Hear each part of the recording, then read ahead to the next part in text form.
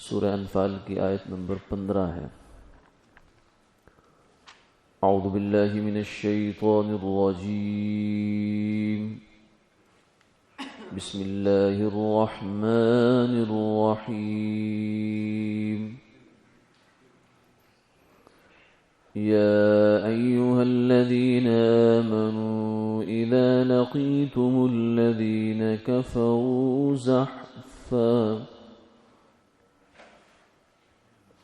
زحفا فلا تولوهم الأدبار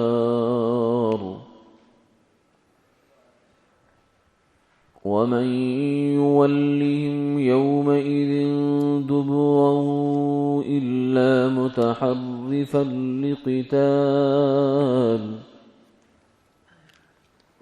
أو متحيزا إلى فئة فقد باء بغضب من الله ومأواه جهنم وبئس المصير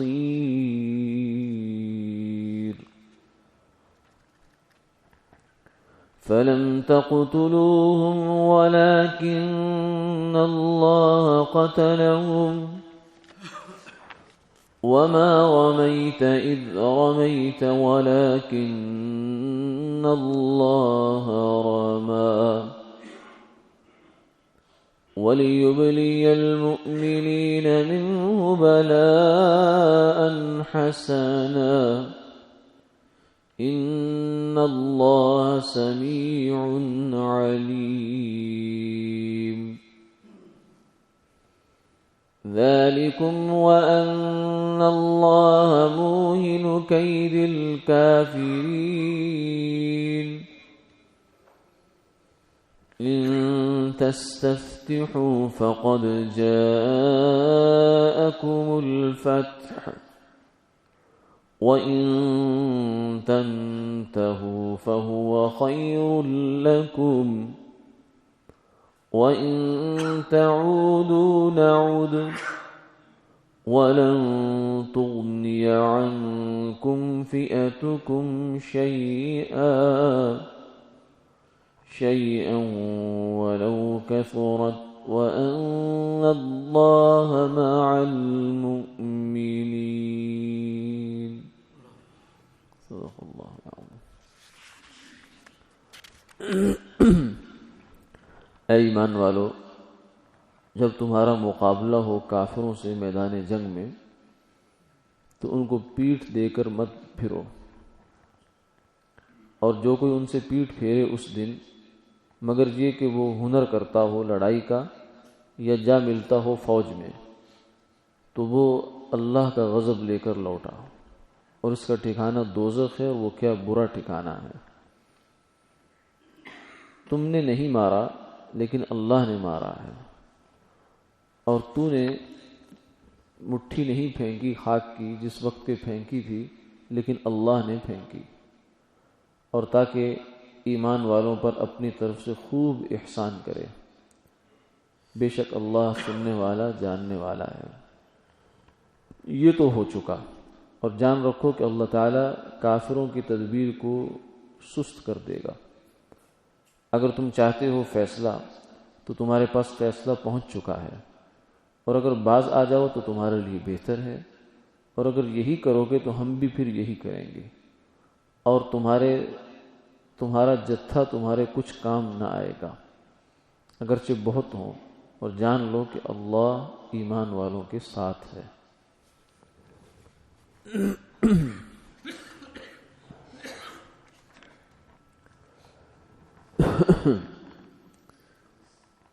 اس آیت مبارکہ میں پہلی آیت میں جنگ کے موقع پر مسلمانوں کو ثابت قدم رہنے کا حکم دیا گیا ہے۔ لڑائی کی تمنا کرنے سے منع کیا، فرمایا لا تتمنوا لقاء العدو، دشمن سے مقابلے کی تمنا نہ کرو، کیونکہ جو تمنا ہے اس کے پیچھے اصل میں انسان کا اپنا دعویٰ شامل ہوتا ہے۔ اسے اپنی طاقت پر، اپنی جمعیت پر، اپنے جتھے پر بھروسہ ہوتا ہے، جب وہ اس کو بیٹھنے نہیں دیتی اور اس کے دل میں بار بار یہ خواہش پیدا ہوتی ہے کہ کافروں سے مقابلہ ہو،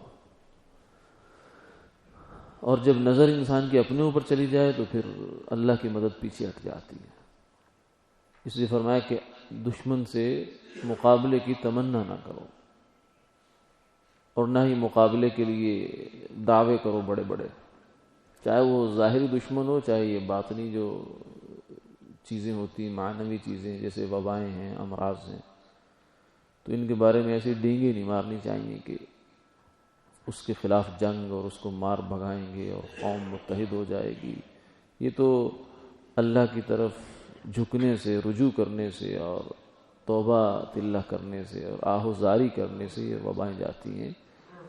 اللہ کے سامنے ہماری کیا حیثیت ہے؟ اس لیے تمنا نہیں کرنی چاہیے۔ لیکن فرمایا فَإِذَا لَقِيتُمُوهُمْ فَاصْبِرُوا، لیکن جب پھر سامنا ہو جائے تو پھر بھاگنا بھی نہیں ہے، پھر جم جانا ہے۔ یا ایھا الذین آمنوا اصبروا وصابروا ورابطوا، جم جاؤ اور ایک دوسرے کو مضبوط کرو، اور پھر منہ پھیر کر پیچھے ہٹنے کی کوئی گنجائش نہیں ہے۔ فَلَا تُوَلُّوهُمُ الْأَدْبَارَ، پھر پیٹھ پھیر کر بھاگنا یہ مسلمان کا شیوا نہیں ہے۔ اس لیے آپ صلی اللہ علیہ وسلم نے جہاں بڑے بڑے گناہ گنوائے ہیں، ان کی جو پہلی فہرست ہے، بالکل ٹاپ کی جو لسٹ ہے، اس کے اندر الفرار من الزحف، شرک ہے، پھر والدین کی نافرمانی ہے، پھر جھوٹ ہے، اور پھر الفرار من الزحف یعنی لڑائی سے بھاگ جانا، صرف اس خوف سے کہ مجھے موت نہ کہیں آ جائے، لڑائی سے بھاگ جانا۔ حالانکہ موت لڑائی میں تھوڑی ہے، اگر ہوتی تو خالد بن ولید رضی اللہ تعالیٰ عنہ کو آ جاتی، لیکن نہیں آئی۔ کتنی جنگیں لڑی انہوں نے، 100 سے زیادہ جنگیں لڑی ہیں، لیکن اس کے باوجود جسم کا کوئی حصہ ایسا نہیں جس پر زخم نہ ہو، پھر بھی موت نہیں لکھی تھی تو نہیں آئی۔ تو یہ تو مسلمان کے گویا کہ یقین کی کمزوری کی ایک بات ہوتی ہے کہ وہ میدان جنگ سے اس وجہ سے بھاگے کہ یہاں تو موت آ جائے گی۔ ہاں یہ فرما دیا کہ بظاہر بھاگنا ہے، بعض دفعہ ایسا ہو سکتا ہے کہ صورتاً تو بھاگنا بن جائے لیکن حقیقت میں بھاگنا نہیں ہے، اور وہ کیا ہے؟ الا متحرفا لقتال، یا تو کوئی جنگی چال ہو، بظاہر ایک دفعہ پسپا ہو گئے، میدان خالی کر دیا، بھاگ گئے، لیکن اصل میں مقصد یہ تھا کہ یہ دشمن جو ہے نا یہ ذرا غفلت میں آ جائے اور خوش ہو جائے اپنی فتح پر، تو پھر ہم دوبارہ پلٹ کے اس پر حملہ کریں گے۔ جیسے مسلمانوں کے ساتھ بھی ایسا ہوا کہ احد میں بھی کچھ اس قسم کی صورتحال پیش آئی کہ کافر پلٹ کر دوبارہ آئے، اور غزوہ حنین کے اندر بھی ایسا ہوا کہ جب پہلا حلہ بولا مسلمانوں نے تو وہ کافروں کا لشکر تو پسپا ہو گیا اور نظر ہی نہیں آ رہا تھا، اور یہ آگے بڑھتے چلے گئے کہ بس ہم تو سب کچھ فتح کر لیا، لیکن وہ لوگ پہاڑوں کے اندر چھپ کر بیٹھے ہوئے تھے، اور وہاں سے انہیں ایسی زبردست قسم کی تیر جو ہے نا وہ پھینکے اوپر کہ بکھلاہٹ مچ گئی، کسی کو کچھ سمجھ نہیں آ رہا تھا کہ ہو کیا رہا ہے، کدھر جانا ہے، تو بھگدڑ مچ گئی پورے لشکر کے اندر۔ پھر جب ایک دفعہ پاؤں اکھڑ جاتے ہیں تو پھر جمتے جمتے بہت وقت لگ جاتا ہے، جنگ تو ایسی چیز ہے۔ تو فرمایا کہ یہ ہو سکتا ہے کہ اگر تمہیں لگے کہ نہیں ابھی جتھا کافروں کا بڑا ہے تو ہمیں چاہیے کہ تھوڑا سا ہم کوئی تدبیر دوسری اختیار کریں، تو وقتی طور پر میدان جنگ سے نکل کر آ جانا یہ منع نہیں ہے۔ جیسے خالد بن ولید رضی اللہ تعالیٰ عنہ جنگ موتا میں جو عیسائیوں سے مقابلے کے لیے اپنے لشکر بھیجا تھا، تو اس میں ایک کے بعد دیگرے 2 صحابہ شہید ہو گئے، جعفر طیار شہید ہو گئے، لیکن پھر تیسرا جو جھنڈا تیسرے نمبر پر خالد بن ولید رضی اللہ تعالیٰ عنہ کے ہاتھ میں آیا، تو آپ نے فرمایا کہ سیف من سیوف اللہ، اللہ کی ایک تلوار جو ہے نا اس کو وہ اب اس کے ہاتھ میں قیادت آ گئی۔ تو خالد بن ولید رضی اللہ تعالیٰ عنہ نے لڑائی بھی کی، لیکن بڑے طریقے سے اپنے لشکر کو وہاں سے بچا کر واپس لائے۔ تو یہ فرار من الزحف نہیں ہے، لڑائی سے بھاگنا اسے نہیں کہتے، بلکہ وہ عین وقت پر مصلحت کا تقاضا یہ تھا، یعنی وہ کوئی موت کے خوف سے بھاگنا نہیں ہے، اصل تو موت کے خوف سے بھاگنا یہ منع ہے۔ تو چاہے اپنی جماعت کے ساتھ ملنے کے لیے آئے یا کوئی جنگی تدبیر کے لیے آئے تو یہ تو اجازت ہے، ورنہ اس کے علاوہ جو موت کے خوف سے بھاگے گا فقط باء بغضب من اللہ، اس پر تو اللہ کا بہت غصہ ہے. میدان جنگ میں جانا بہت فضیلت کی چیز، لیکن پھر پیٹھ دے کے بھاگ جانا یہ پھر اسی درجے کی جو ہے اللہ کی نافرمانی بن جائے گی. وَمَأْوَاهُ جَهَنَّمُ وَبِئْسَ الْمَصِيرُ. آگے یہ بھی فرما دیا کہ جو جنگ بدر میں تمہیں اللہ نے فتح عطا فرمائی دی ہے تو اس میں یہ نہ سمجھنا کہ تمہارا کچھ کام تھا. یہ تو واضح سی بات ہے کہ 313 اور 1000 کا کیا مقابلہ، اور پھر لشکر اور ساز و سامان میں اس کا بھی کوئی تناسب نہیں ہے. تو سیدھی سی بات ہے کہ تم نے کچھ نہیں کیا. فَلَمْ تَقْتُلُوهُمْ وَلَكِنَّ اللَّهَ قَتَلَهُمْ. یہ تم نے تھوڑی مارے ہیں 70 کافر، اللہ نے مارے ہیں. ویسے تو ہر فعل ہی اللہ تعالیٰ کا ہے. جو کام ہم بھی صبح سے شام تک کرتے ہیں اللہ تعالیٰ کی قدرت اور اس کی توفیق کے بغیر تو کچھ بھی نہیں ہو سکتا. لیکن کچھ چیزوں کو اللہ تعالیٰ براہ راست اپنی طرف اس لیے منسوب کرتے ہیں کہ اس میں انسان بس بالکل ایک پتلی تماشے کے طور پہ استعمال ہوتا ہے، ورنہ اس کی کوئی حیثیت نہیں ہوتی. عام چیزوں میں تو ہمیں یہ احساس رہتا ہے کہ نہیں ہم کر رہے ہیں کیونکہ ہماری طاقت لگی ہے، ہماری سوچ لگی ہے، ہمارا ذہن لگا ہے، دماغ لگا ہے، اس لیے ہم اس کو اپنی پراپرٹی سمجھتے ہیں. لیکن جہاں بغیر کسی استحقاق کے، بغیر کسی زور لگانے کے کام ہو جاتا ہے، اسے ہم کہتے ہیں اللہ کا فضل ہو گیا. اسی لیے تھانوی رحمۃ اللہ علیہ فرماتے ہیں کہ ہم لوگ جو تنخواہ ہوتی ہے اس کو تو اپنا حق سمجھتے ہیں، لیکن اگر اوپر سے الاؤنس آ جائے تو اسے کہتے ہیں اللہ کا فضل ہے، اس پر شکر ادا کرتے ہیں. حالانکہ تنخواہ جو ہے وہ جس وقت کو دے کر ہم نے حاصل کی یا جو صلاحیتیں لگا کر حاصل کی وہ بھی تو خدا کی عطا کرتا ہے، چاہے براہ راست ہو یا بالواسطہ ہو. دونوں صورتوں میں اصل تو دینے والی ذات تو اللہ کی ہے. جو فیض ہے اصل آنے والا آنا تو وہاں سے ہی ہے.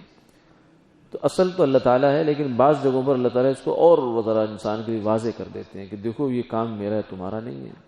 جیسے جنگ بدر میں ہوا، صحابہ کو دکھائی دے رہا تھا کہ جناب ہماری تلوار ابھی گردن تک پہنچتی نہیں، گردن پہلے کٹ جاتی ہے، یہ کیا ہو رہا ہے؟ ظاہر ہے فرشتے تھے، اور قیدیوں کو جو باندھا ہے رسیوں سے وہ بھی صحابہ نے تو انہوں تھوڑی باندھا تھا، تو فرشتے باندھ باندھ کے ان کے ہاتھوں میں پکڑائے جا رہے تھے. انہیں لگ رہا تھا کہ ہم باندھ رہے ہیں، اس لیے فرمایا فَلَمْ تَقْتُلُوهُمْ. تم نے کچھ نہیں کیا، وَلَكِنَّ اللَّهَ قَتَلَهُمْ. اللہ تعالیٰ نے کیا.